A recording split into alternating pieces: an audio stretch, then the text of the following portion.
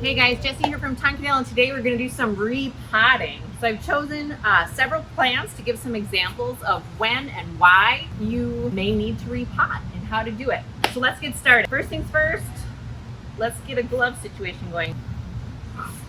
Now is a really great time to start repotting some of your plants, especially because as the weather gets colder, it's going to be more difficult to do it outside. And also you want to repot plants when they're like kind of actively growing and healthy, so they have a really good chance of rooting in and being happy for the long term.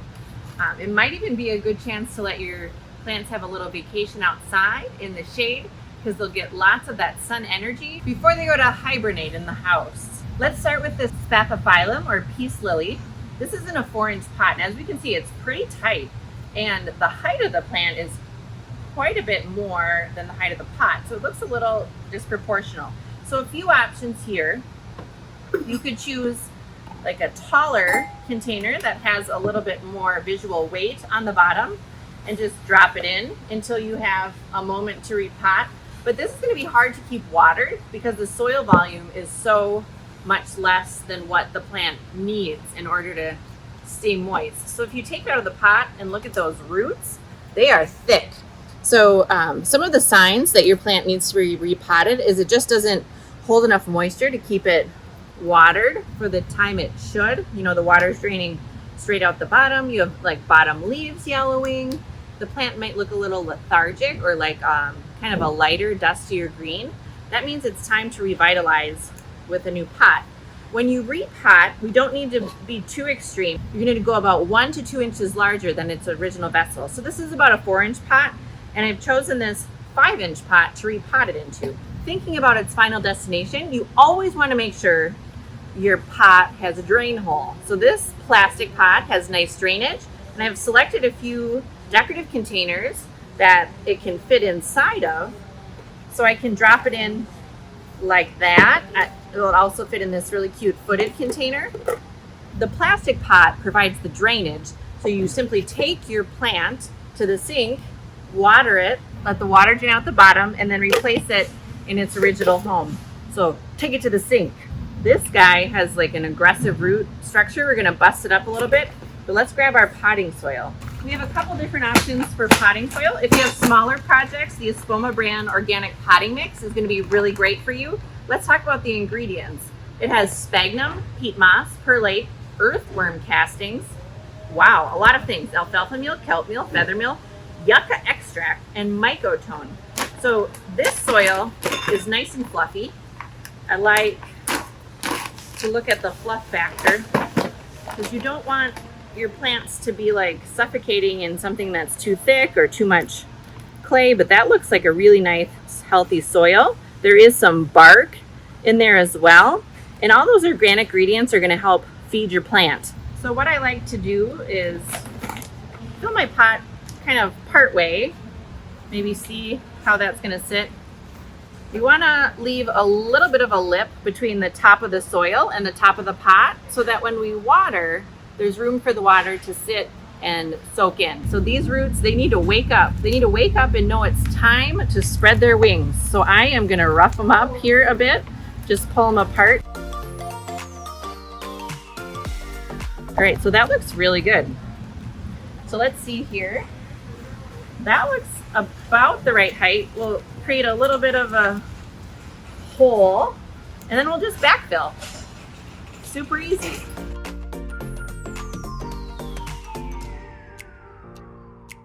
And then what I would do after I get this repotted, if we're doing it outside, you can use a hose to water it in. You always want to water it in.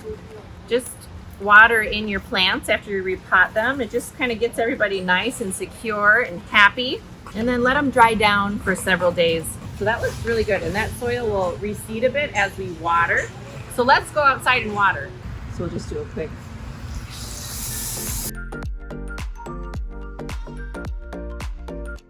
Not coming out the bottom yet.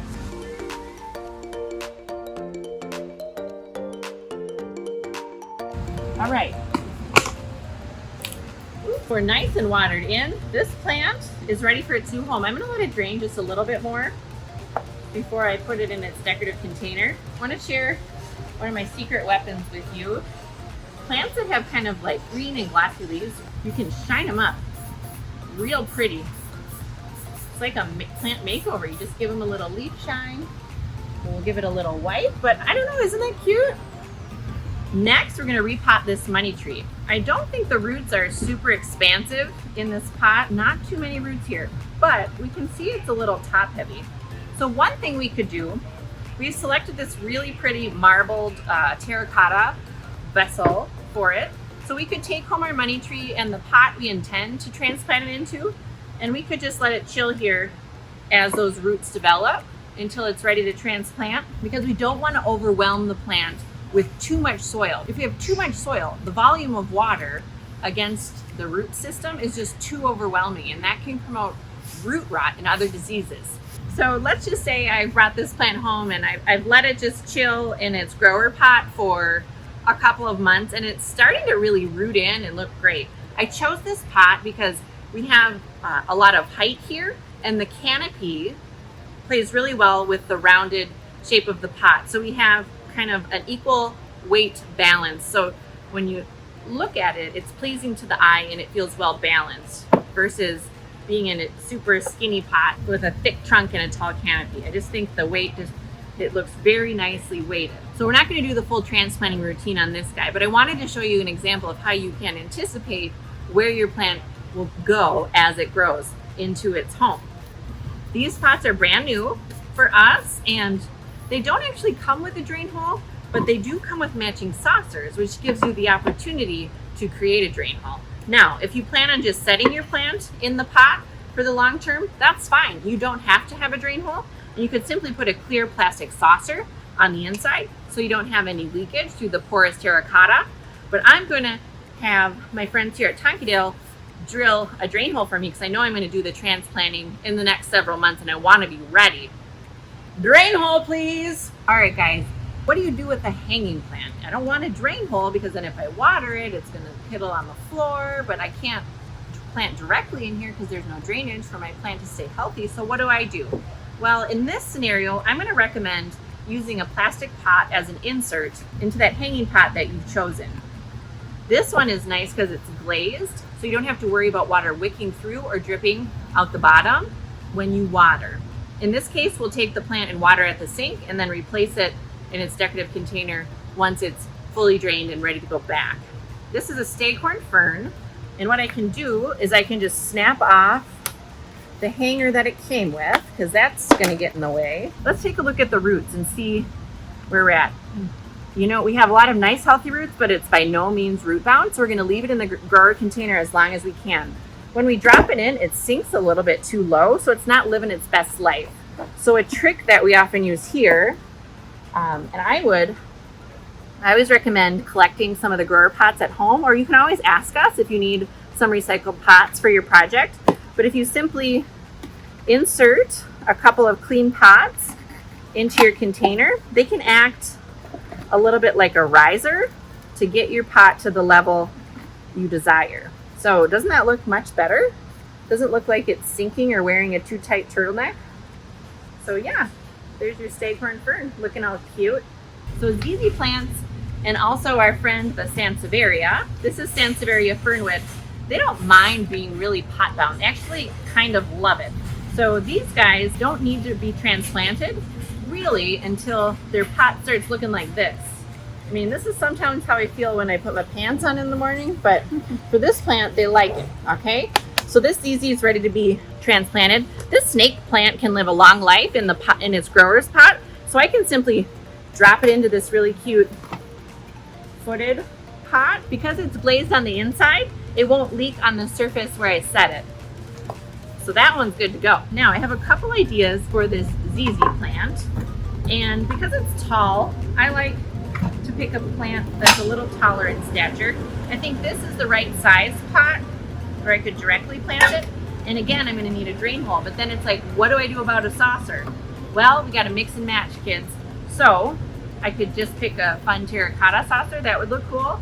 Or I can pick something kind of funny, like this vintage pewter plate would look kind of cute. I mean, right? It's a little oversized, but it's darling. I could find a plastic insert that fits into a container. I could transplant this easy into this pot and then set it inside. However, look at this. The little ridge sticks out a bit, and that's annoying. So I can take my little snips here and cut off the rim. Nice. I feel like that's going to be okay. Yeah. If you're not looking down on it, I think if you have it more on a shelf that's more eye level, it'll be just fine. But we can adjust. You can always trim it shorter. All right, so we're going to set our little saucers aside, but isn't that going to be cute? Set those aside. We'll get going on this transplanting business. So ZZ plants do tolerate low light. I've seen them do very well in bright indirect light. They're kind of like a camel plant. Oh my goodness, we're gonna just see some gorgeous roots here in a second. Woo! Look at those gorgeous roots. Now, see if we can see. Anyway, these roots really thicken up, and I call it a camel plant because it has these root storage vessels, so therefore it doesn't need to be watered all that often. So we're gonna water a ZZ plant about once a month. It's really gonna like moving into its new home because it'll be able to freely express itself without being so contained. Oh, look at that. Whoa, clumpy. So this one is definitely mostly roots. And so when you're watering a plant like this that is so root bound, you'll notice that the water just streams out the bottom because there is no soil to kind of keep that water in place. The soil that it came in looks pretty good. So I'm going to kind of use some of that soil. However, if it's an older plant that you've had a really long time, I would suggest replacing as much soil as possible. But this soil still looks really great. You can see the structure and the perlite in the bark. So we're going to mix it with our potting soil.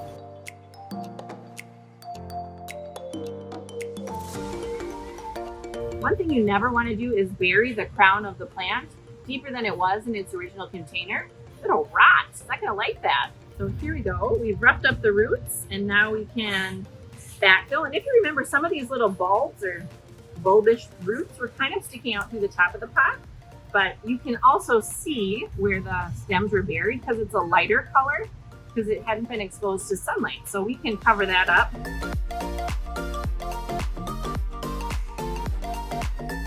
That's good. We're good to go. So we'll water it at the sink or outside. These pots are pretty cool. This is a terracotta with a terracotta saucer. What we do know about terracotta is it's porous and water does wick through it. So if you have a terracotta pot with a terracotta saucer that's not glazed on the inside, there is a potential for water to wick through the saucer. So we would recommend with a planter like this to use like a cork mat or a plant coaster, a felt pad or something underneath this so that we don't have water wicking through onto your surface. Another thing you can do is get the terracotta sealer and spray it on the saucer or something like something you just grab at the hardware store so it seals it so water doesn't wick through the saucer. So this planter is really cool. Another thing I do know about terracotta is it shows a lot of the salts that come out in water and fertilizer. If we plant directly in it, it's going to get kind of a weathered, salty look. So if you love this pot, one thing you might consider doing is grabbing a plant that's really nice and top heavy that almost needs a big pot to hold it steady. I love these bromeliads, Acnea fasciata. They're really cool. And this flower, if you will, is so fun. When I buy these, I would buy them with the flower part. Really, it's a modified leaf sunken way down in here so you can watch it emerge. And at some point, you might want to transplant it into this larger pot that you have set to go. And the way that these are propagated are by these little pups. So this little pup will continue to get bigger and bigger. And at some point you could break it off and plant it into a new pot, or you can just let it continue to get wider and wider, which is really fun. So as it gets bigger, you can see, you could transplant it and then you'll be able to see all that wonderful new growth. I would say generally Hoya plants like to be in a terracotta pot, so they're never sitting in soil that's too wet. This one to me would be just fine in this hanging basket for quite some time. But let's take a look at the roots.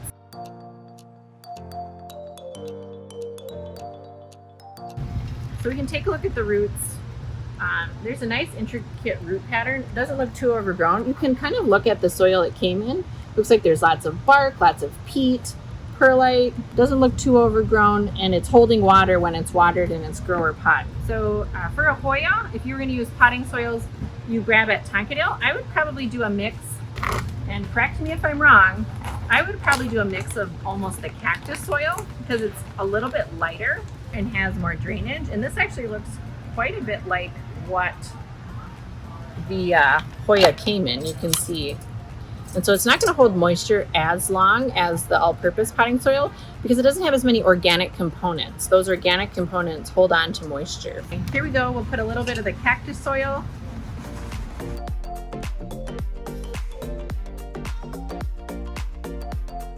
When we have kind of this extra space on the sides, you want to make sure to tamp down that soil so you don't have huge air pockets.